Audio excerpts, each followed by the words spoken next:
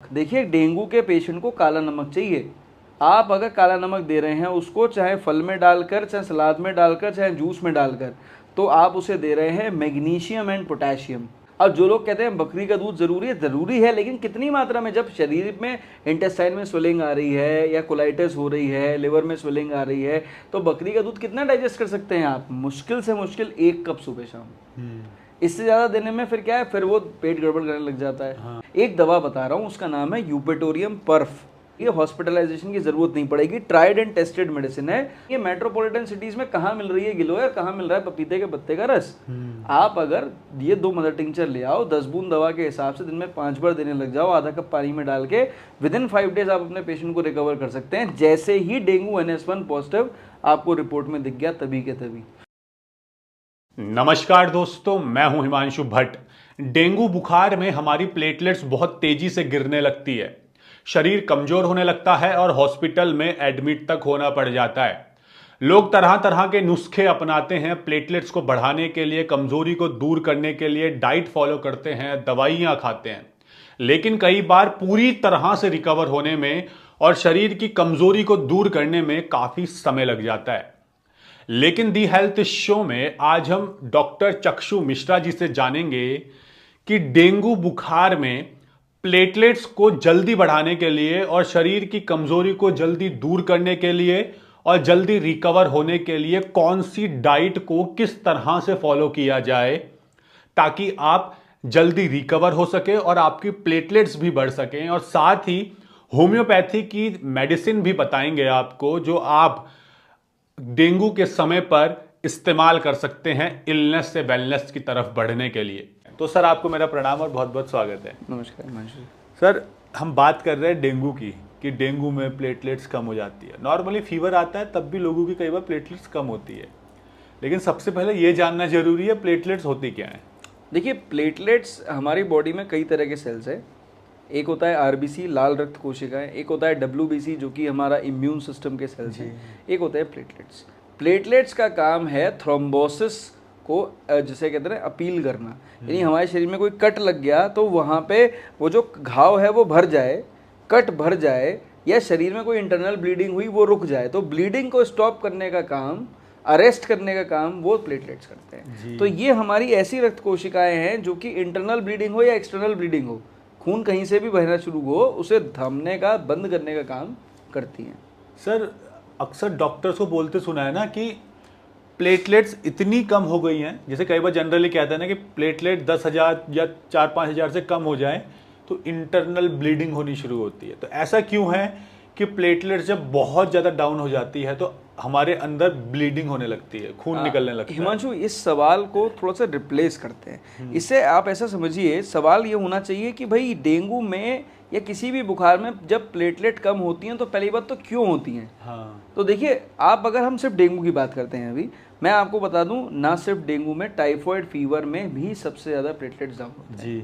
ठीक है, अब सपोज करिए डेंगू फीवर जो है उसमें एक मच्छर साहब आए, एडीज इजिप्टी, उन्होंने आके आपको काटा और उन्होंने आपको इन्फेक्शन दे दिया डेंगू वायरस का। अब ये जो डेंगू वायरस है, आप ये समझ लीजिए 2 तरफा एक्शन करता है आपके प्लेटलेट्स के ऊपर।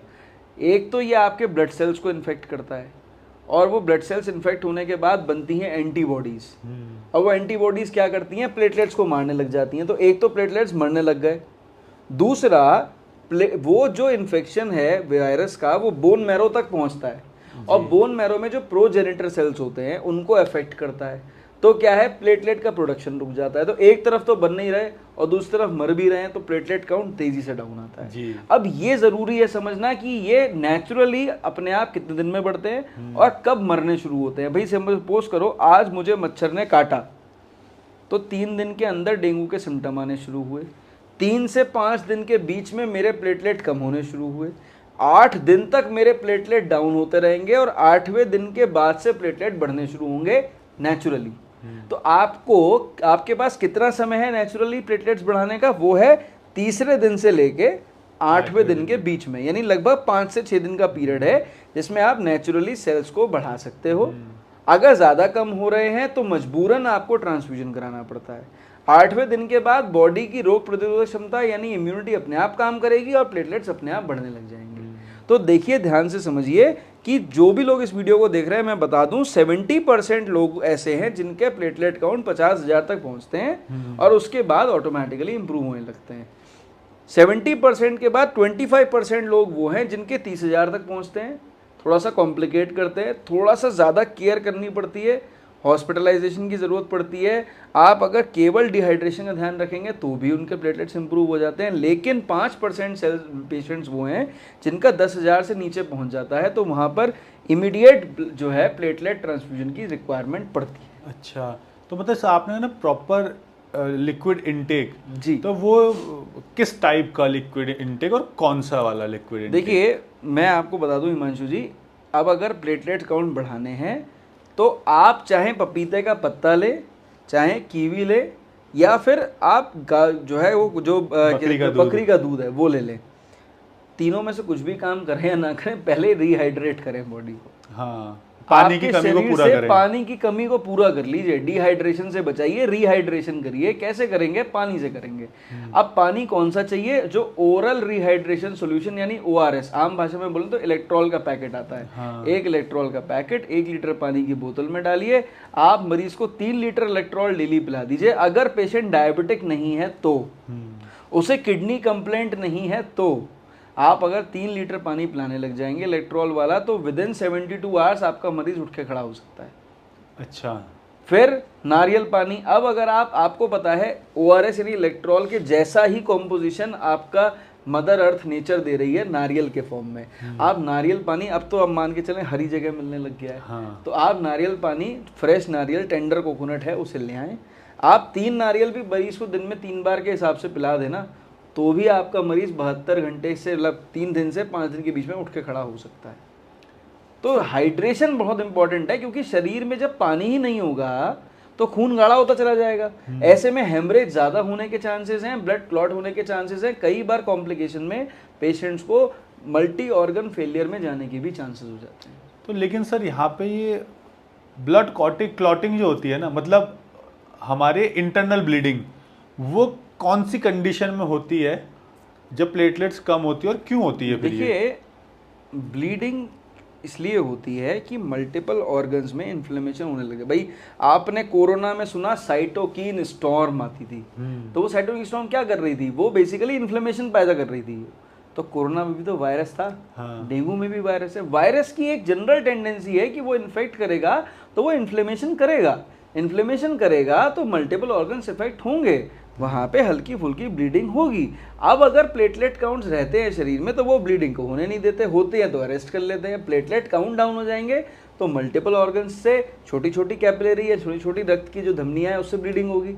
ऐसे में क्या होगा? डेंगू हेमरेजिक फीवर, पिटीचियल हेमरेजेस, यानी आपके हाथ के ऊपर लाल लाल रंग के धब्बे आने लग जाएंगे।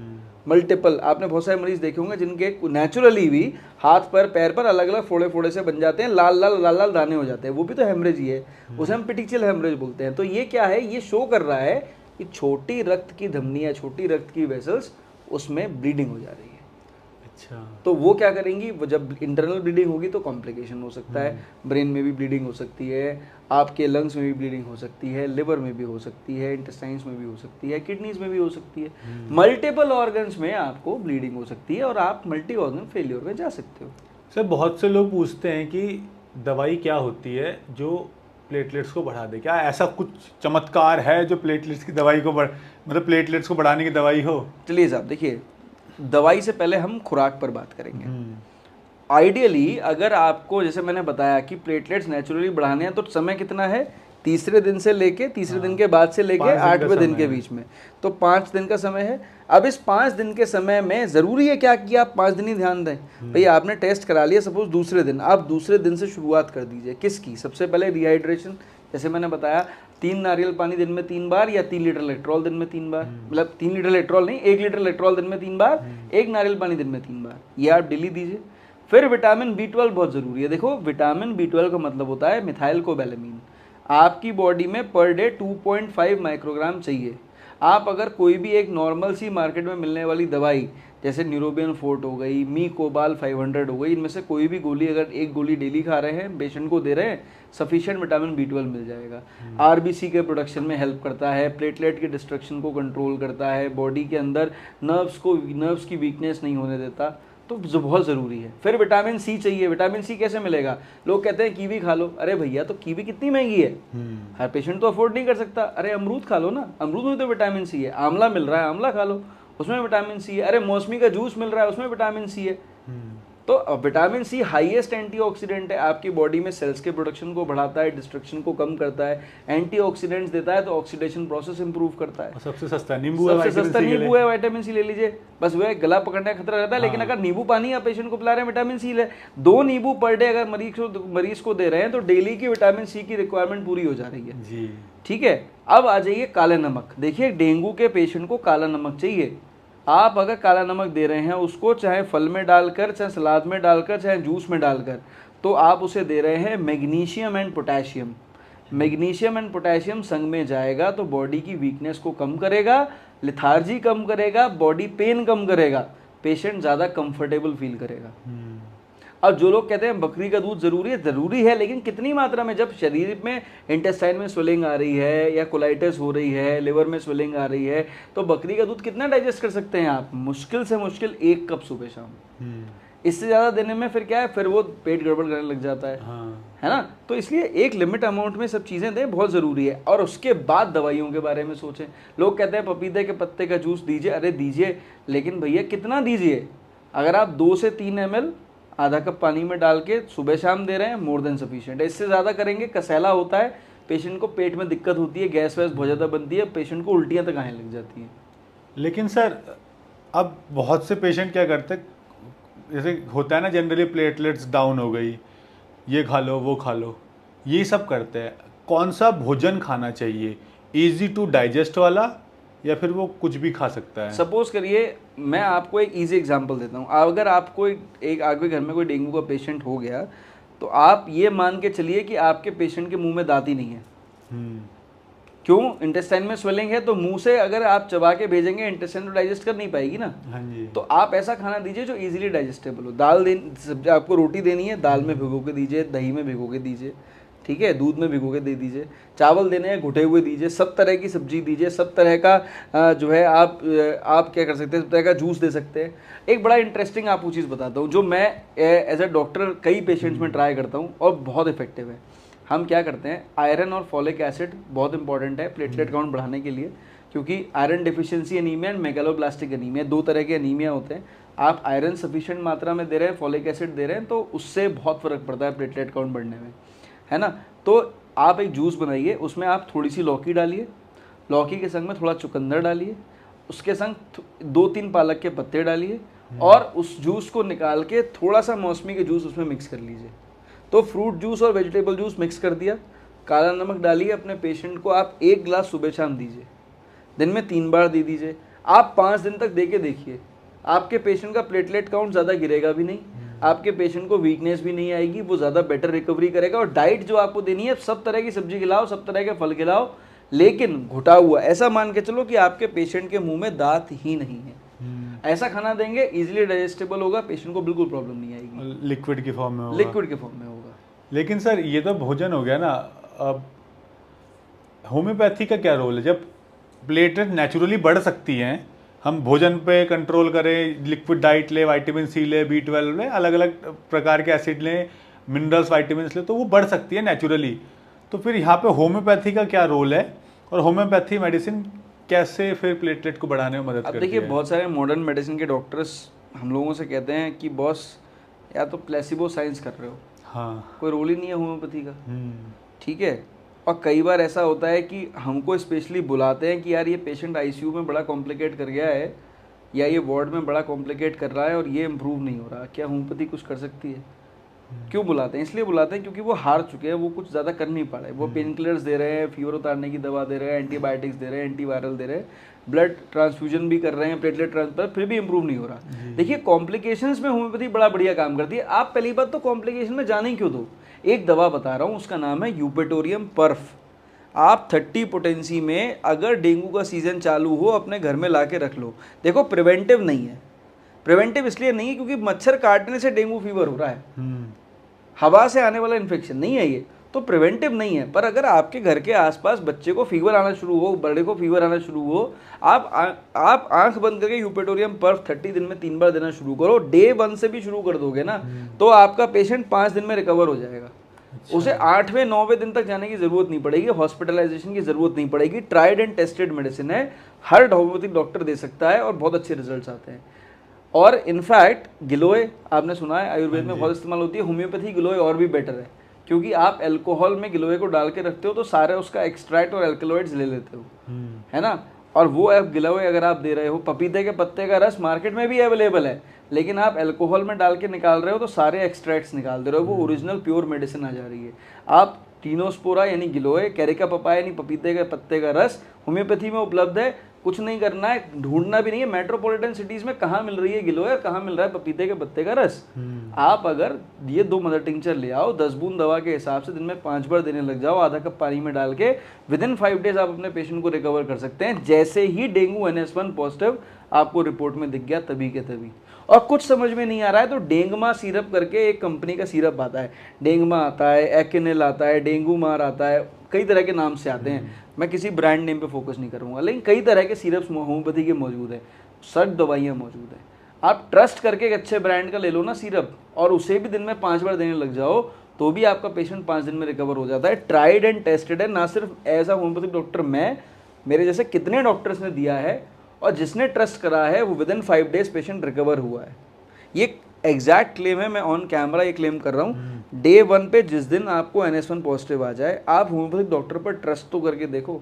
जो मैंने बातें इस वीडियो में पहले बताई हैं, rehydration, vitamin B12, C, folic acid, magnesium, potassium, iron, सबका ध्यान रखो, डाइट का ध्यान रखो, सिर्फ ये दवाई दो, आपको 100% इंप्रूवमेंट दिखाई देगा अर्ली रिकवरी के साथ। सर मैं चाहूँगा आप एक बार इन दवाइयों का नाम फिर से रिपीट करें ताकि जिनको थोड़ी समझने में दिक्कत रही हो वो फिर से इसको एक बार देख सके कि हाँ ये दवाई है। पहली दवा का नाम है यूपेटोरियम पर्फ, 30 पोटेंसी में लाएंगे, जिस दिन NS1 पॉजिटिव आ जाए रिपोर्ट में उस दिन से शुरू करेंगे। या फिर अगर घर के आसपास डेंगू के मच्छर घूम रहे हो या डेंगू फीवर हो रहा हो और घर में किसी को बुखार आ जाए उसी दिन से शुरू कर दें।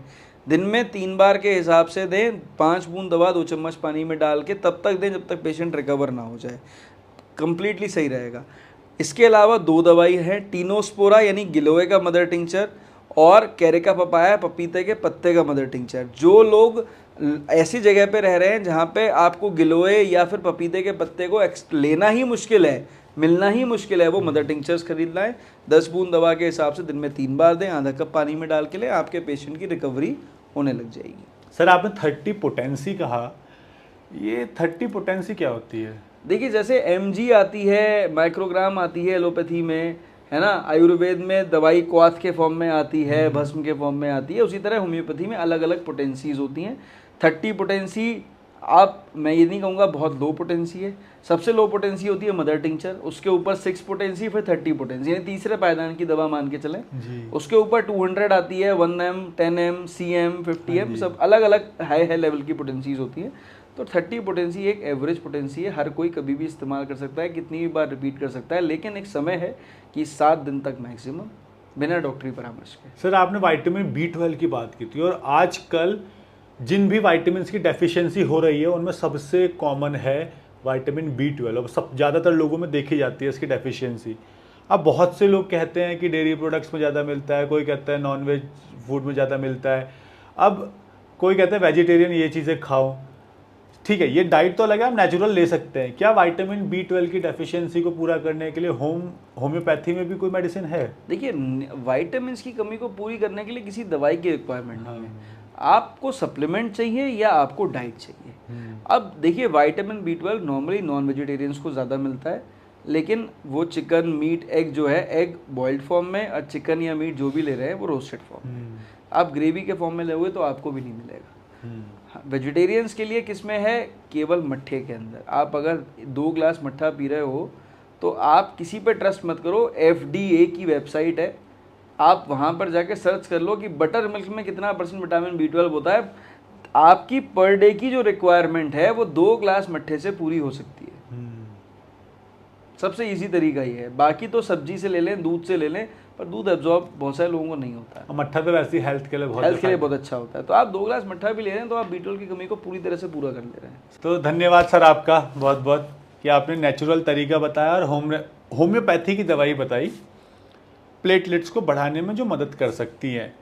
तो मैं आशा करता हूँ इस वीडियो को देखने के बाद आप प्लेटलेट्स कम होने का कारण, प्लेटलेट्स क्या काम आती है, उसके बारे में सब कुछ जान चुके होंगे और इस वीडियो को देखने के बाद इन सारी चीज़ों को आप इम्प्लीमेंट करेंगे जिस हिसाब से सर ने बताया और इससे लाभान्वित भी होंगे। लेकिन फिर भी अगर आपका कोई हेल्थ इशू है या आपको ऐसा लगता है कि आपकी कोई प्रॉब्लम है या फिर भी किसी और बीमारी के बारे में आप जानना चाहते हैं तो आप ज़रूर हमें बताइए कमेंट सेक्शन में। मैं सर के माध्यम से कोशिश करूंगा बताने की या अलग अलग डॉक्टर्स के माध्यम से कि कैसे आप इस बीमारी से नेचुरली निजात पा सकते हैं और आयुर्वेद में और होम्योपैथ में इसका क्या ट्रीटमेंट है, कौन सी दवाइयाँ होती हैं, किस तरह से वो दवाइयाँ काम करती हैं ताकि आपको अपने शरीर को स्वस्थ रखने में मदद मिल सके। धन्यवाद। धन्यवाद सर। Thank you.